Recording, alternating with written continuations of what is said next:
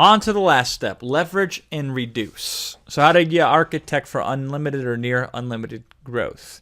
So some of the things that we look about here first is the plus minus factor. How do you increase deliverables while decreasing your time?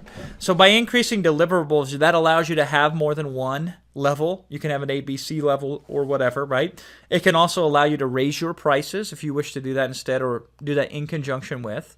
Or it just allows you to get more customers easily if you have a wonderful offer that nobody can match. I also think about this in terms of leverage and scalability. Is your customer more valuable to you than what your competition can afford to spend to acquire that customer? Therefore giving you the holy grail of marketing advantages. You can just straight up buy customers. You can pay more to acquire a customer than anybody else can. Now, the reason why is because you've changed the game.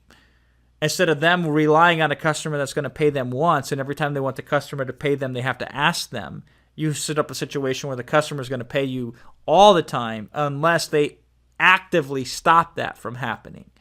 That gives you power to get customers at a rate that nobody else can get. It takes a while to build up to there, of course.